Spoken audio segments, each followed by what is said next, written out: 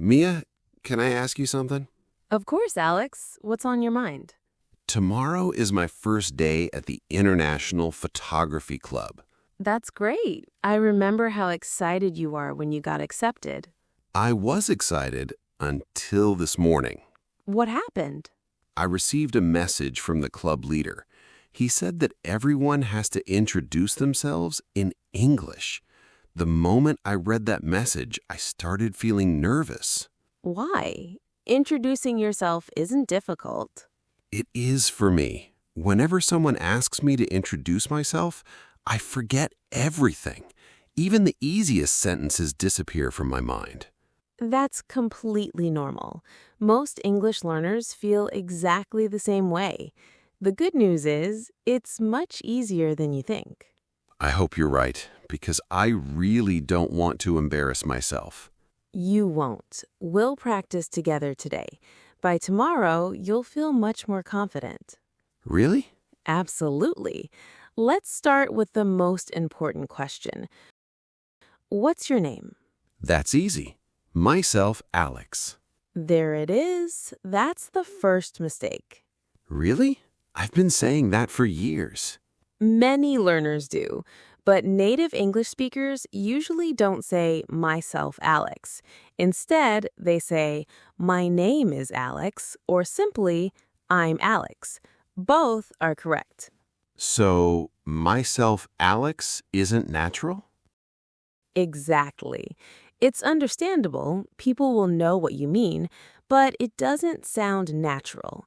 If you want to make a good first impression, say, I'm Alex, or my name is Alex. Let's try again. Hi, I'm Alex. Perfect. Now that already sounds much more natural.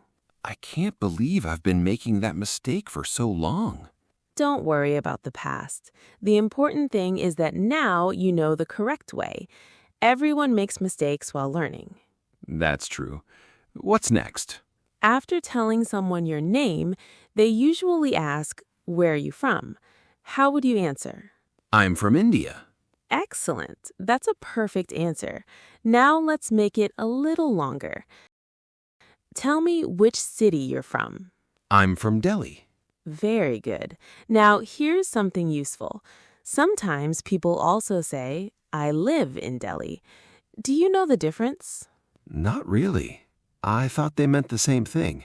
Not exactly. I'm from Delhi means that's your hometown.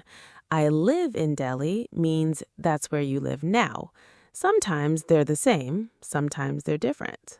Oh, now I understand. So if I was born in Mumbai, but now I live in Delhi, I can say I'm from Mumbai. I live in Delhi. Exactly. That's natural English. I like learning these small differences. They make English much clearer. And they also make your English sound more natural. Now let's put everything together. Introduce yourself from the beginning. Hi, I'm Alex. I'm 23 years old. I'm from India, and I live in Delhi. I'm a student, and I enjoy photography. I also enjoy watching movies and learning new skills. I'm learning English because I want to travel, meet new people, and become more confident when speaking. It's really nice to meet you. What about you? Excellent. Now let me answer. Hi, Alex. I'm Mia. I'm 22 years old. I work as a graphic designer, and I love painting in my free time. Nice to meet you. Nice to meet you too. That actually feels like a real conversation. Exactly. Remember, a conversation isn't a speech. It's two people getting to know each other. Mia, can I ask you something? Of course, Alex. What should I do if I forget everything? What if I become nervous again? Then smile, take a deep breath, and start with one simple sentence. I'm Alex. Once you say the first sentence, the second one becomes easier. Confidence doesn't come first. Speaking comes first. Confidence follows. I never thought about it like that. I always waited until I felt confident. That's the mistake most learners make. They think, when I become confident, I'll start speaking. But the truth is the opposite. You become confident because you keep speaking. I think I understand now. Good. Now, let's improve your introduction one more time. Instead of only giving information, show a little personality. How?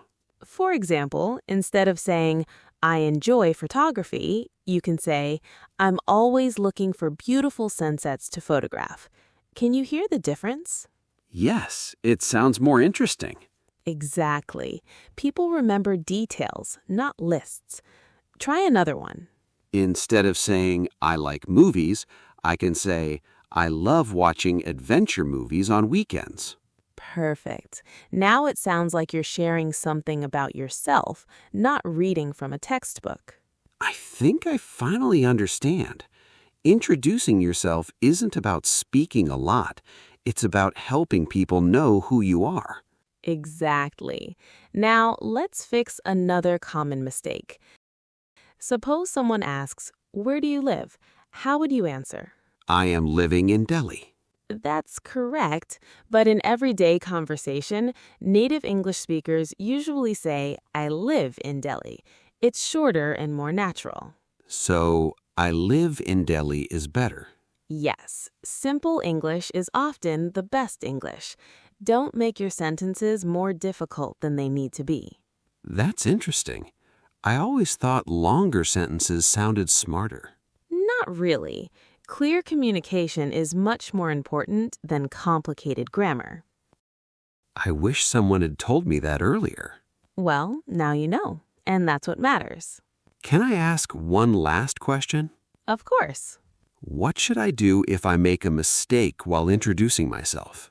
Smile, correct yourself, and continue. Don't stop speaking. Mistakes are part of learning. Imagine you accidentally say, myself, Alex. Simply smile and say, sorry, I'm Alex. Then continue. Nobody expects you to be perfect. People appreciate confidence more than perfection.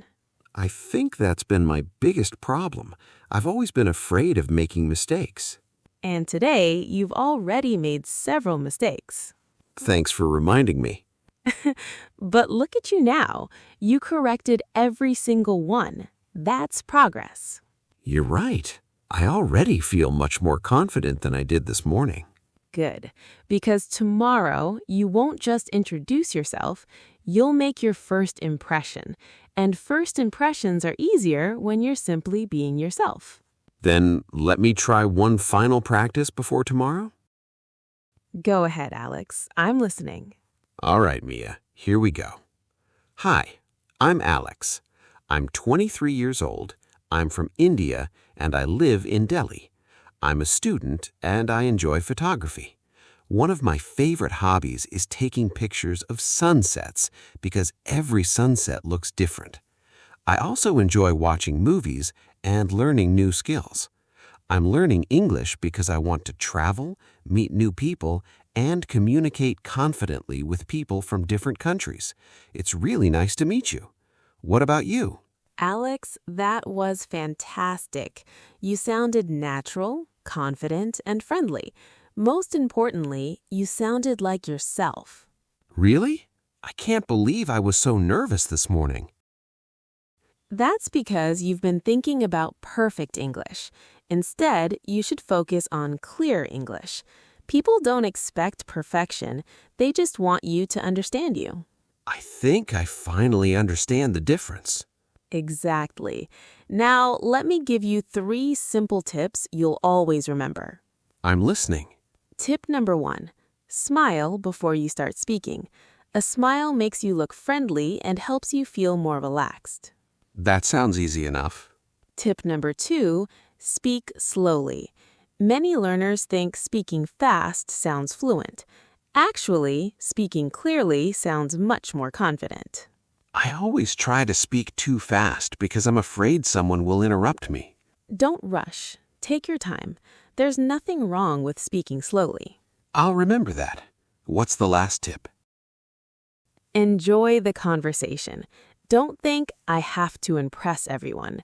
Instead, think, I'm meeting someone new. That small change makes a big difference.